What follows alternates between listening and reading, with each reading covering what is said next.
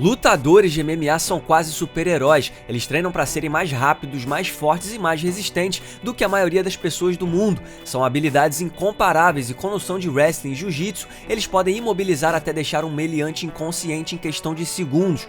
Logo, não é surpresa que vez ou outra essas máquinas humanas se deparam com o crime e usam seus poderes não só para lutar no cage, mas também para boas causas. E hoje vamos lembrar os 10 exemplos mais loucos e inacreditáveis de lutadores de MMA que enfrentaram criminosos. Antes, uma menção honrosa a Mike Russell, que além de ter demolido Todd Duff no UFC 114, é policial em Chicago e por isso provavelmente já combateu mais crimes do que toda essa lista junta. Então já deixa o like e se inscreve no canal. Eu sou o Coutinho do MMA no Ponto e esse é o top 10 de lutadores que usaram suas habilidades para enfrentarem o crime. Número 10, Renzo Gracie. Essa história que eu tô prestes a contar provavelmente merecia um lugar no topo, mas como não há como comprovar tal fato e como ninguém foi preso, o máximo que ela conseguiu foi chegar ao 10º lugar. Mas vale a pena ouvir essa história. O lendário Renzo Gracie estava caminhando para o seu carro depois de um jantar em Nova York em setembro de 2012, quando notou dois caras o seguindo. Ao invés de sair correndo ou ligar para a polícia, Renzo decidiu tuitar em tempo real tudo o que acontecia. Nos primeiros tweets, parecia que Renzo estava feliz que estava sendo seguido por dois maus elementos desavisados. Ao perceber que os dois homens estavam o seguindo,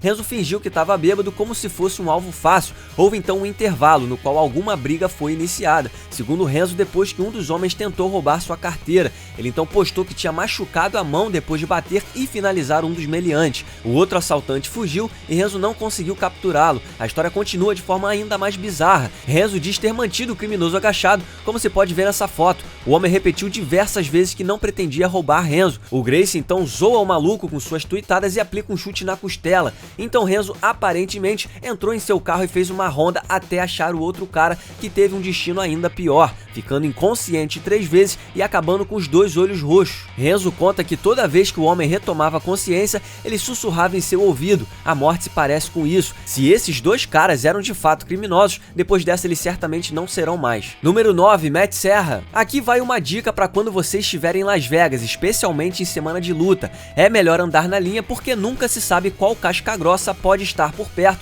pronto para cortar o seu barato. O ex-campeão dos meio-médios do UFC, Matt Serra, estava curtindo um jantar no Red Rock Cassino na noite anterior à sua introdução no Hall da Fama do UFC em julho de 2018, e foi durante o jantar que ele reparou um casal na mão do palhaço sentado atrás dele. A mulher estava desmaiada e o homem, ao que tudo indica, estava sendo agressivo com os funcionários do restaurante. Serra conta que o homem bêbado se enfureceu, jogou objetos neles e se comportou como se tivesse prestes a atacar fisicamente o garçom. Diante da violência iminente, Serra interrompeu sua refeição para tentar controlar a situação. Àquela altura, o homem já tinha tirado a camisa e desafiado Matt para sair na porrada. Pobre coitado. Serra gentilmente o colocou para baixo e, como você pode ver nas imagens, o prendeu no solo até que os seguranças aparecessem. Você pode ouvir Matt pedindo para o homem se acalmar, usando um tom como se estivesse falando com uma criança fazendo birra.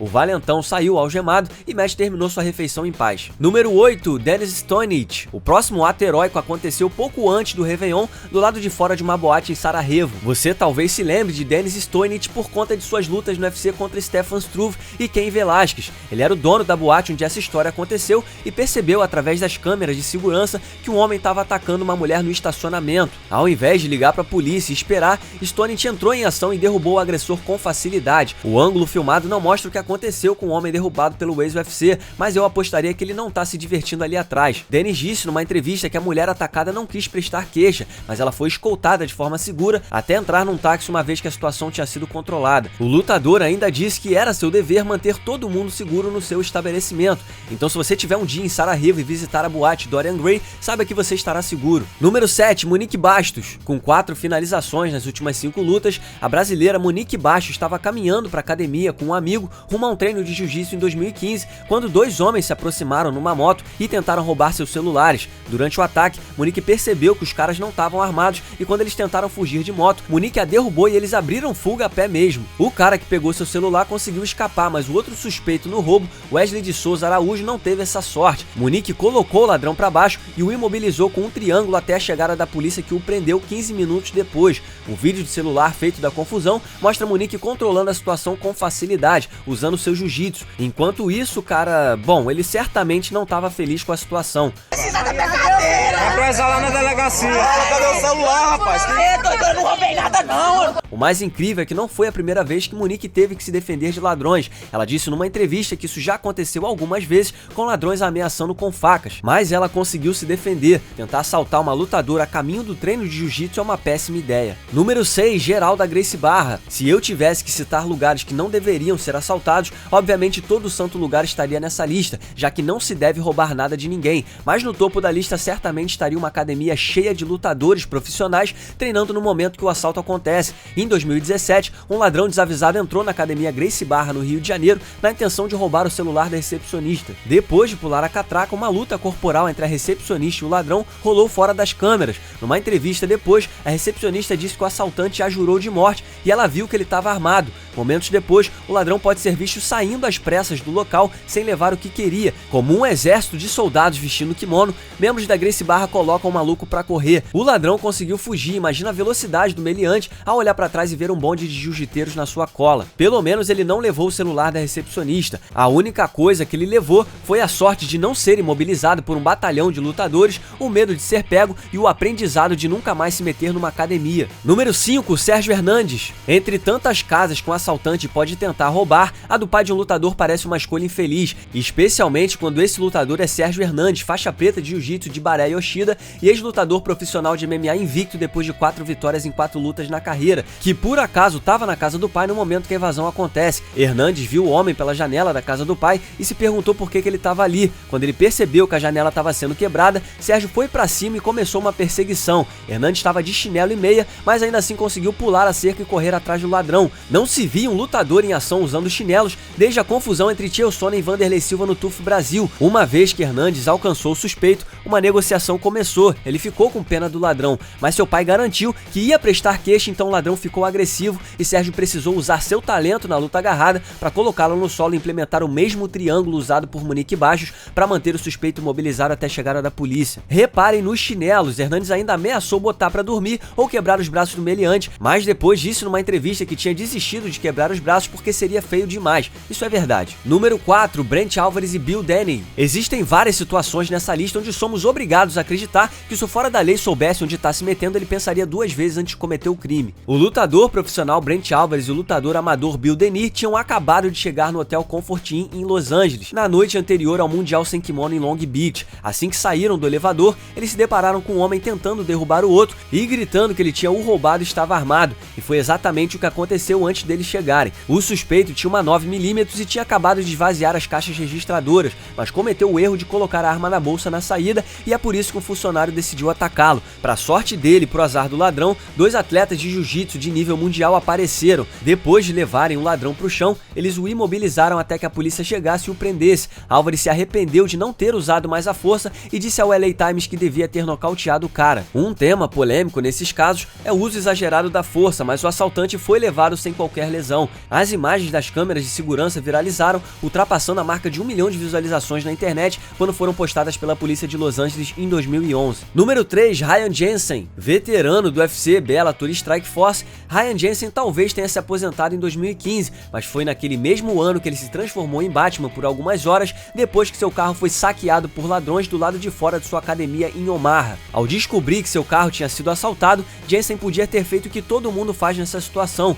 liga pra polícia, faz uma denúncia e espera o caso ser resolvido. Mas não foi esse o caso, não passa nem perto do que ele fez. Jensen, usando suas técnicas marciais, procurou pistas no sistema de segurança da academia. Foi aí que ele descobriu um sedã preto e 2 suspeitos pegando tudo no porta-malas e depois metendo o pé. Jensen então fez uma investigação cibernética e achou uma compra feita com seu cartão de crédito numa loja local. Aí sim ele avisou a polícia e deixou que eles cuidassem da situação, certo? Errado. Jensen foi até o Walmart em questão e por algum motivo os assaltantes ainda estavam por lá sentados no carro de bobeira. Jensen bloqueou a rua com seu carro e confrontou a dupla. Os ladrões fugiram para dentro do Walmart, Jensen os perseguiu e os encurralou até a chegada da polícia, que prendeu os dois assaltantes. Além dos pertences em posse deles, o carro que eles estavam também era roubado. Missão cumprida para o detetive marcial Ryan Jensen. Número 2, John Jones. John Jones pertence ao topo da lista pelo simples fato de ter impedido um crime literalmente no dia em que conquistou o cinturão do UFC pela primeira vez contra Mauricio Shogun no UFC 128. Naquela tarde, antes de Jones se dirigir à arena,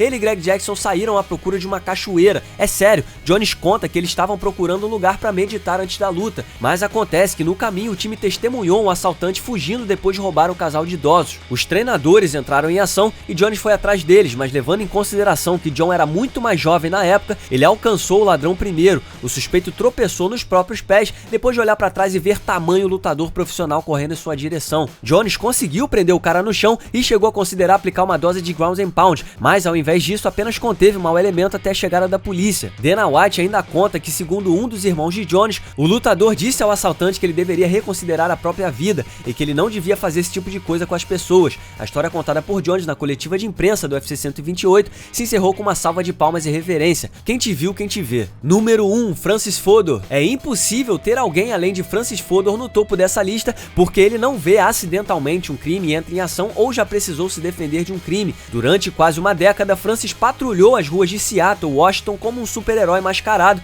que ele chama de Phoenix Jones. Não é brincadeira, Fodor, que já lutou no WSOF e era lutador profissional desde 2013, decidiu, depois do acontecimento de diversos crimes na sua área, que já que ninguém fazia nada para ajudar, ele então usaria uma roupa à prova de balas e sairia pelas ruas para ajudar os outros. Jones tinha até uma equipe que o ajudava, a Ren City Super Hero Movement. Não existe um dado oficial sobre o quanto Fodor fez durante seus tempos de combatente do crime mascarado, mas muitos incidentes foram noticiados até em rede nacional. Há também um vídeo curioso dele batendo em arruaceiros que escolheram confrontá-lo. Ele prendeu ladrões, separou brigas e evitou que gente bêbada dirigisse, e segundo ele, já foi esfaqueado e baleado durante o tempo que atuava nas ruas. Claro, há uma polêmica nisso tudo. Fodor já foi acusado diversas vezes de uso de força excessiva e de se meter em situações que não eram crimes de fato, mas é difícil ver a patrulha de Francis e não dizer que eles fizeram bem em algumas situações. Qual seria a opinião de vocês se tivesse um super-herói mascarado na sua cidade? E aqui vai um salve para Tommy Two Hold, que escreveu essa lista. Você pode segui-lo no Twitter através do @Tommy2Hold. Muito obrigado por assistir, não se esqueça de deixar o like e se inscrever no canal,